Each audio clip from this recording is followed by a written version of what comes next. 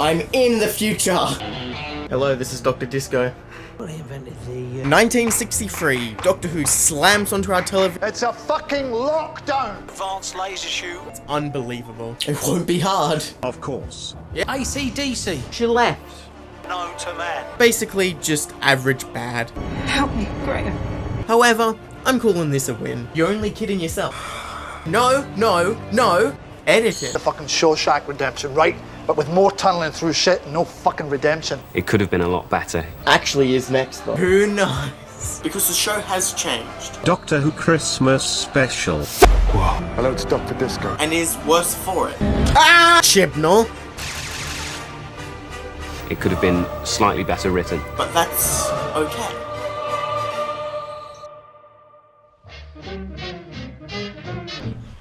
It's crazy to think that it was at the start of 2020 when I last made a video about Doctor Who. In fact, it's been a while since I've made long-form negative critique video.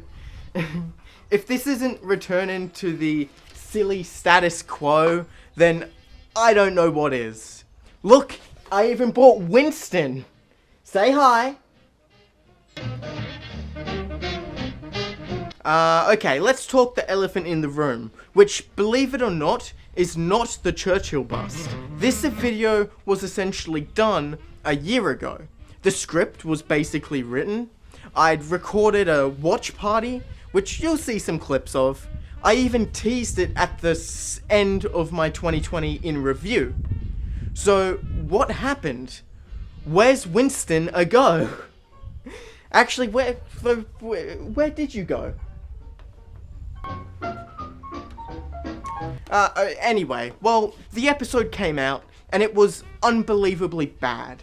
Not necessarily any worse than what we got in Series 11, however, the context had changed. I had made a video on Series 12. It distinctly had an optimistic spin about change and hope. I defended parts of the show, gave benefit of the doubt to elements I wouldn't normally, but I was completely wrong.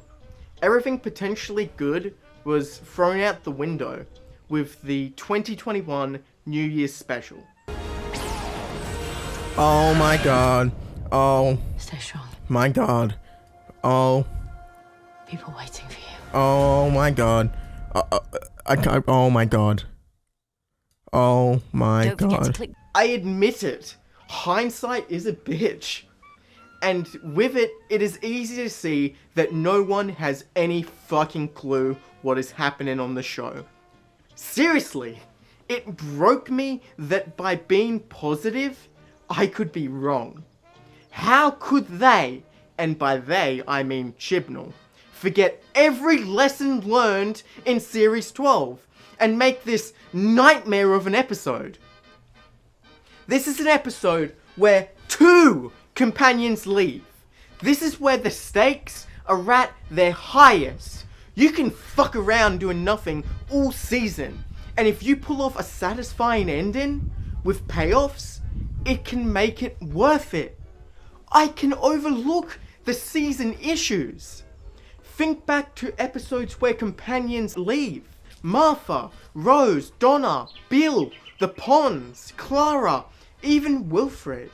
Their final episodes are where you forget all the bad bullshit episodes that happened because there are actual consequences. Stakes that matter. You're never gonna see these people again, and that is emotional. Usually sad. So when I say that this episode is 2 seasons worth of setup, that we've spent more than 2 years with Ryan and Graham, and when they left, I felt nothing. The episode has no stakes, no character. All my goodwill is worthless. I am full of spite, quite literally. I've enjoyed making positive reviews this year. I think it is actually worthwhile to share the brilliant parts of media with the world, to showcase everything great about stand-up comedy and Rick and Morty and movies. But here, I'm going to say a lot of mean and cruel things, full of spite, aimed at the showrunner. That's a joke, by the way, not a very nice one, a nasty one, which masks a lot of very negative feelings about this Show. I don't have any more goodwill to give to this awful television series. Please don't think I'm not aware that I am not the target audience anymore. Doctor Who has always been a family show aimed at younger generations. I'm just not the demographic anymore. But that's the problem, isn't it, Winston?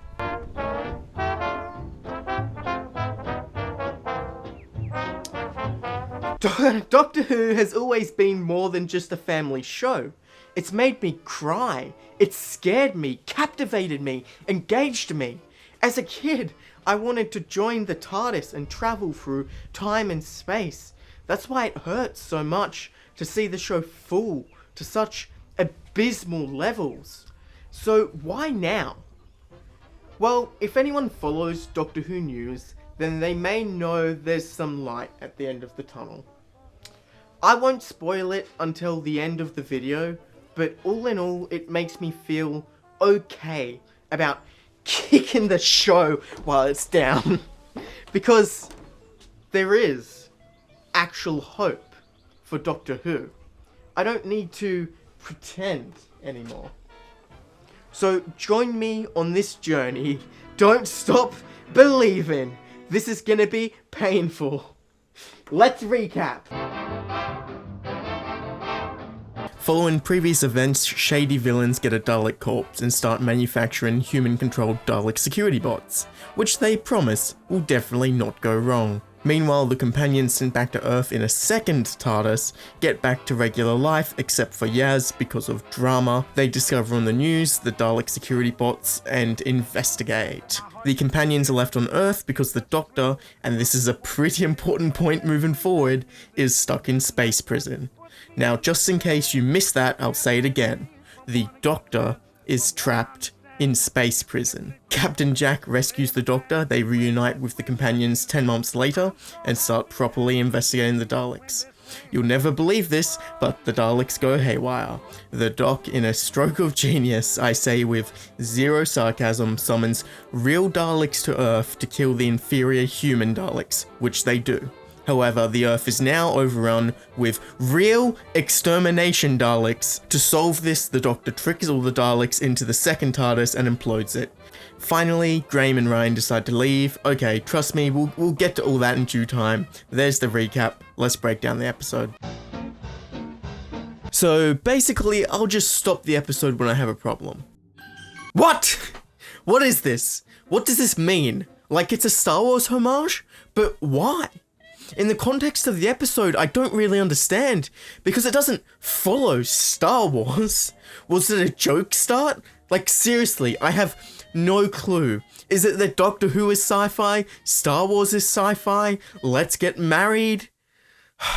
Why does Doctor Who need to pay tribute to Star Wars? Doctor Who has been around longer. Okay, let's settle on the idea that this episode is paying homage to Star Wars, with its basic sci-fi tropes. So what I'll do is I'll establish a theme here. Has Chibnall seen Star Wars? Trust me, you saw the recap. Going forward, has Chibnall seen Star Wars? What's that film that you love? What film? The one about the fucking hairdresser, the space hairdresser and the cowboy. The guy's, he's got a tinfoil pal and a pedal bin. His father's a robot and he's fucking fucked his sister. They're transporting the Dalek shell from last Christmas, and the super secret convoy stops for a coffee refill. Look at how shit this roadside shop is. It's awful, like Comic Sans and everything. Dude, you don't stop. What? Yeah, I know. Like there wouldn't be a convoy. Feasties. Teas and burgers. The art team whipped that one up in 5 minutes. Chibnall was like, I need a van, and then he said, what's the name? What does it sell? I don't know, things like tea and burgers. What else do vans sell? Chop chop! So it's a trap. He's captured. They steal the Dalek.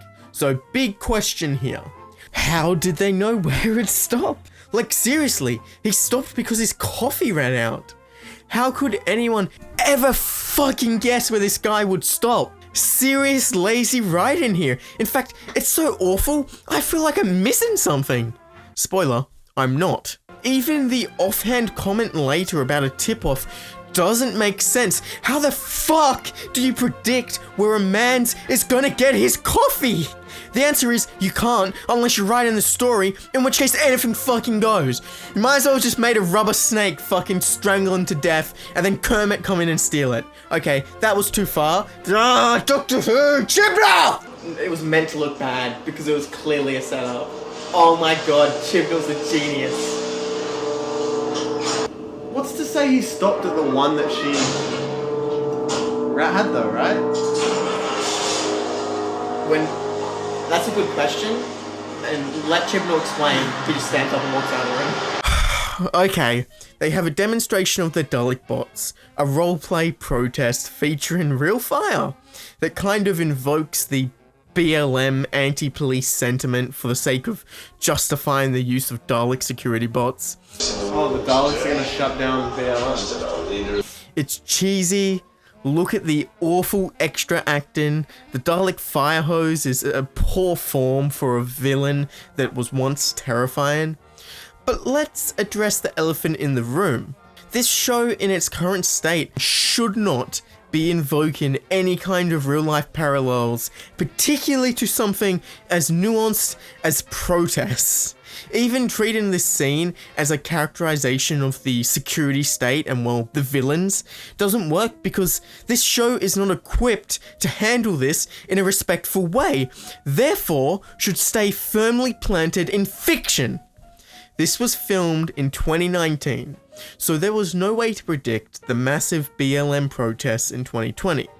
But still, if the show handled this in a better way, we wouldn't be having this conversation. Social issues are something that are close to Doctor Who's heart, particularly in its anti-war sentiment. However, invoking imagery definitely inspired by protests and police brutality is a bad move. The writing and characters are not strong enough to handle these topics. Please, don't. Department of Social Affairs, Department of fucking shocking, shitty, charlatan, shit. Okay, the Doctor is in space prison, as mentioned. Looks like she's been there for a while, considering the chalk marks. But this is what COVID's like, get it? It's a parallel. Accidental. I don't think you get it. We get a mishmash of Doctor Who Easter eggs, plus Pating is here.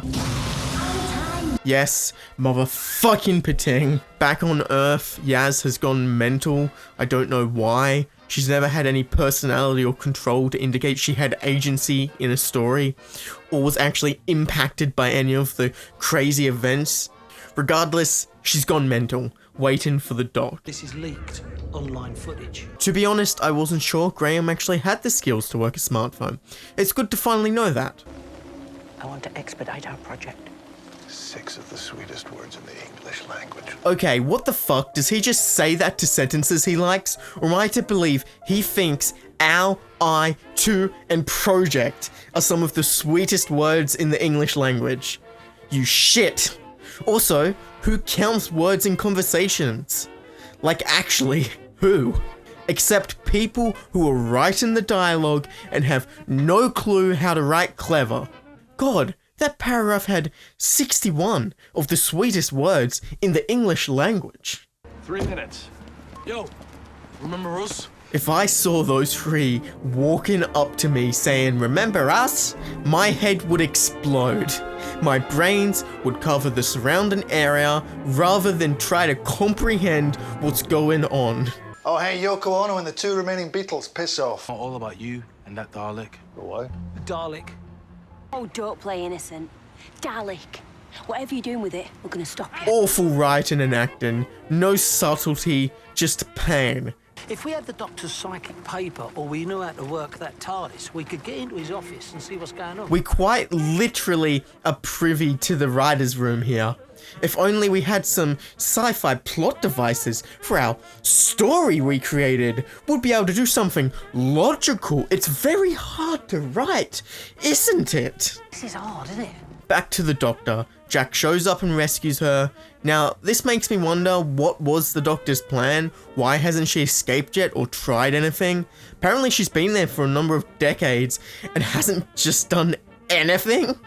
Was her plan to fart ass around until Jack shows up? This wasn't an impossible situation. So Jack and the Doc escape space prison in a giant hamster ball using a time travel watch, which is implied to be smuggled up Jack's ass into prison. How did you manage to smuggle that in here? You really want me to answer that? That's a compact laser deluxe. Where were you hiding that? You really don't want to know. That doesn't work within a certain radius of the cells because we have to have a giant hamster ball escape. That's just how it is. Now, why Chibnall thought that Jack needed to have a hamster ball ready and not just the arse time travel watch to escape, escapes me. But once again, we have to ask, is this what Chibnall thinks Star Wars is? Really? Has he seen Star Wars? Lego. They're all made of fucking Lego. Star Wars. That's the one, right. I grew a creature. Yeah, he grew a Dalek. What of it? We're not gonna get caught up on this one. Let's just move on. What if they just grew a Dalek in his basement? Captain Jack Harkness, gold star for rescuing. No gold stars for Chibnall's writing. There's 3 very special people I missed. One of them was me, right? Not me! I haven't missed those special people at all. Right. Now, this is where my breaking point starts for awful, lazy writing. So the fact that Doctor was in space jail is a big dramatic problem. And Yaz treats it like the Doctor abandoned them for 10 months, and this is going to be a big deal. Now my question is, what part of I was in space jail does police officer Yasmin Khan not understand? Seriously, that is quite fucking atrocious. The Doc, as we know it, was in space jail for several decades. It's been a tough few decades. And these fucking crybabies are wowing over 10 months. The story established the Doctor didn't have a choice. It wasn't her choosing to go to jail. She wasn't adventuring the galaxy for 10 months before she decided to come back. No, that would make way too much sense if the Doctor simply wanted to be alone and made a selfish decision to leave the companions behind. No. Chibnall wants it both ways. The Doctor is only ever a good person who does good things, like the companions who are good people who do very good things. There isn't allowed to be consequences in his stories, and he basically said, fuck it, I'm eating my story cake too. This is a bullshit reason to create dramatic tension. There are plenty of better ways to do this. On top of that, he has the gall to use the, well, the TARDIS messes up sometimes excuse. Go fuck yourself, Chibnall. Yeah, but your time machine ain't the best of money at the time, is it, Doc? Classic Doctor excuse. Unlikely lines to hear in an episode of Doctor Who. Welcome to my Dalek poetry reading. This one is called Daffodils. Exterminate daffodils! Being with the Doctor, you don't get to choose when it stops. Whether you leave her or she leaves you. Okay, Jack says you don't get to pick when your journey ends, completely missing the irony that Martha did exactly that in Jack's company. Thanks. Thanks? That's it? Are you feeling insecure? Oh, big words coming from you, who literally stopped functioning at the idea the Doctor had abandoned you. See, Chibnall has no idea how to be consistent with characterization. Has to be one or the other, they always have to be in the fucking right. But I do understand that what we all crave right now is security. I crave for my pain to end. Daleks. Please stop using that word. It has no meaning. Yes, it does. To billions of people, Dalek means hate. Well, I guess I Dalek this show. 30 minutes! We're over halfway! This is like... Nothing's happened yet. Well, the episode's about to start. This is the 10-minute introduction, and now we've got the 30 minutes rest of the episode. So, I'm pretty sure this is a reshoot, because it feels kind of out of place. The other actors are nowhere to be seen. Ryan is wearing a beanie out of nowhere. I think what happened here is they realised there is zero foreshadowing to the fact Ryan and Graham will leave at the end of this episode, retroactively trying to create character growth and some sort of setup to the fact that 2 main companions are about to leave for good. This points to the systemic issues the show has and its writing and by extension the showrunning.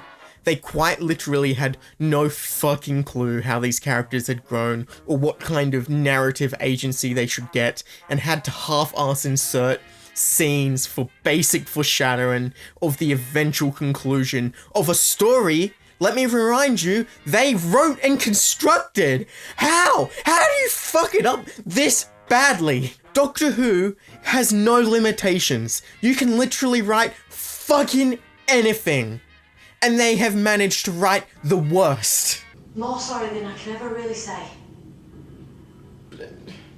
She was gone for like decades in space prison apparently. Why does she give a shit about these wimpy little children? Fucking drop them on the curb. She spent like what, 6 months of her time with these people? Yeah. And she spent decades in prison. She knows the prison was always better than them. We've known each other long enough now. I know when something's changed. That's funny because I'm trying really hard here to spot if anything has changed, and the only signal I'm getting is mindless gibberish. What I always knew to be the story of my life isn't true. I wasn't born on Gallifrey. Okay, I'm not gonna touch the Timeless Child plotline. It's not worth the headache. It's more of a big season element. I think a good assumption for the future is that it's a deception of the Master, and that Doctor Who should stay planted in the pre-Chibnall established lore. Same Doctor, same Ryan. Nothing's changed. That's more like it. Nothing changed. I made the mistake of being very optimistic about the Chibnall era. Well, I won't make that mistake again. I'm the Doctor. I'm the one who stops the Daleks. Oh, that's what the Doctor does. I'm such an idiot. I haven't watched this show so many seasons. It's in like 600 episodes of the show. Let's be very clear here. She has an epiphany that she's the Doctor and stops Daleks by calling the real Daleks to Earth. If I had my little CinemaSins ding, I'd be dinging it like a fucking moron. It's just sloppy writing. If the line was like, I'm the Doctor and I'm never gonna stop saving people at all costs. To remind me, to hold me to the mark. I'm the Doctor and I save people.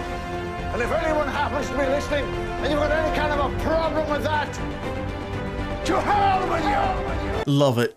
Goddamn, I miss you, Capaldi. There could be some justification towards the idea of calling 1 or 2 real Daleks to Earth. Not a whole legion. They even call it the nuclear option. Nuclear option? Like, come on, you're asking me to shit on that. Every instance of the doc before this has implied that the nuclear option is never the right one. Every time the Doctor makes a horribly moral mistake, like potentially killing all of the Time Lords, there are consequences. The Doctor would acknowledge that allowing the fight to escalate to nuclear options is the problem to be avoided, and to find a better way. But no. Story consequences don't exist, so it's totally fine for the Doctor to summon a legion of real Daleks to Earth with no actual plan. Fuck me. What's on it? Death Squad Daleks. Think of them like the SAS of Daleks. Only way more brutal. Well, the Gestapo of Daleks. That arguably makes more sense. That's not family friendly. They're the enforcers of the Dalek race. To combat Daleks, you brought Well, SAS is British. So?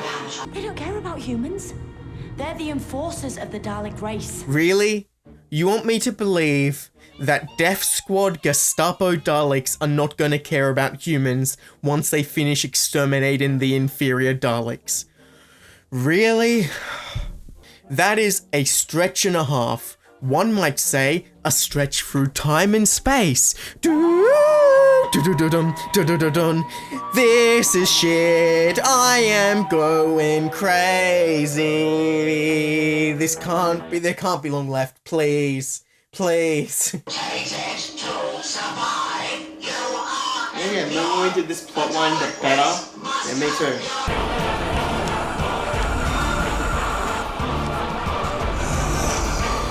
Okay, let's just skip to the best part. The solution.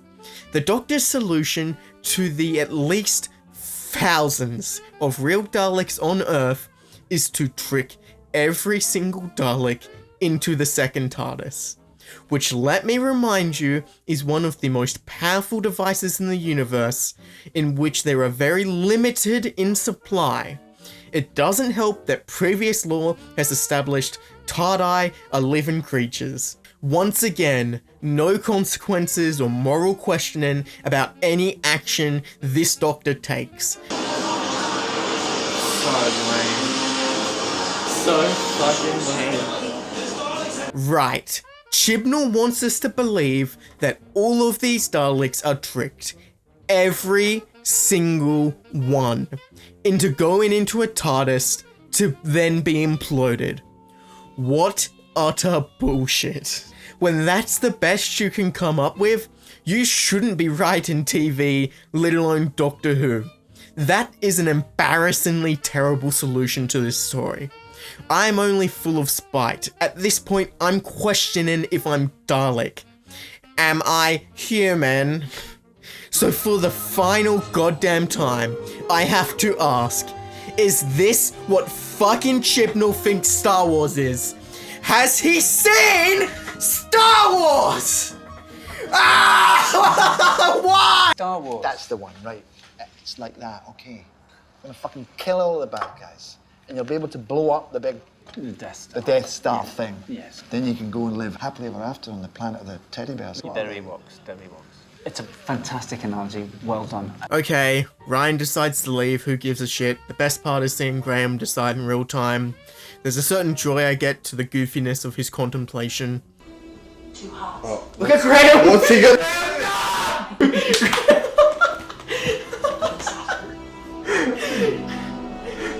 Graham just pulls a gun out. Like Moriarty. No, first he aims it at Ryan and he's like, stand the fucking TARDIS! And then he turns on us. I'll do it! Look, it's alright, you know. Two of the most forgettable companions leave the TARDIS in an extremely forgettable way, devoid of dramatic stakes. They will not be remembered. Ryan can ride a bike now or something. The mighty thing. It's gonna take more than a bite to scare me off. We did that recap of their best adventures. That's his story arc. He can ride a bike. Fuck yourself, Chibnall. I love wasting time.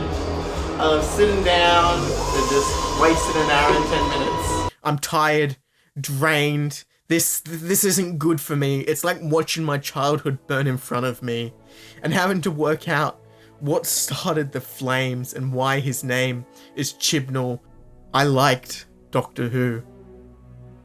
I wanted it to be better. I wanted it to be optimistic.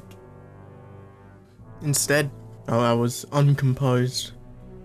I said mean, cruel things. I swore. And you forget, it's just a TV show.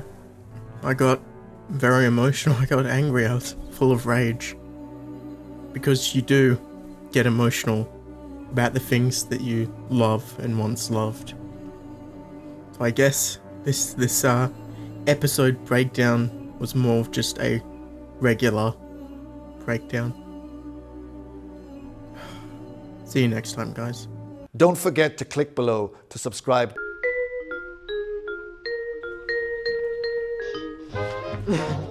Well, that was depressing.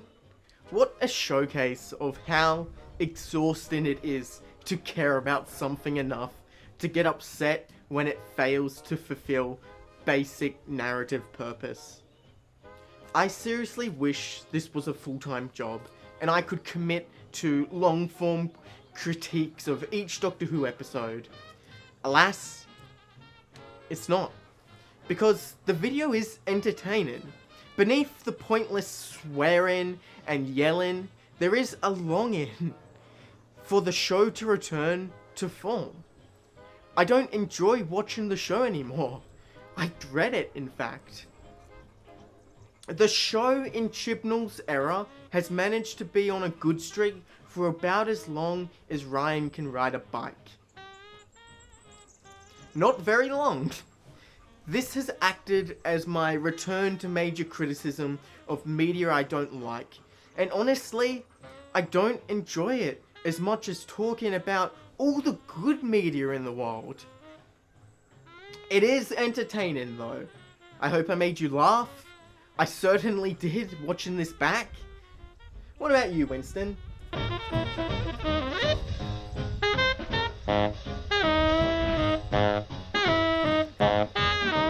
There is, however, a light at the end of the tunnel. Russell T Davies, original showrunner of 2005 Doctor Who, is coming back! Here comes the money! I cannot be any more excited for this. He is an openly gay man who has criticized Marvel's limp attempt at including queer values in their media. You know, Loki makes one reference to being bisexual once, and everyone's like, "Oh my god, it's like a pansexual show." It's like one word. He said the word prince, and we're all meant to go, "Thank you, Disney. Aren't you marvelous?" It's like, it's pathetic. It's a ridiculous, craven, feeble gesture towards the vital politics and the stories that should be told. So they will damn us with their condescension. The show could not be in any better hands. I can't wait to see what he does, especially in the massively different contemporary culture landscape. So yeah, that's what the future holds. When will the Chibnall era Doctor Who return for its final run? Am I going to cover that? God, I hope not. Churchill? Oh, it's today? Huh. Well... Fuck!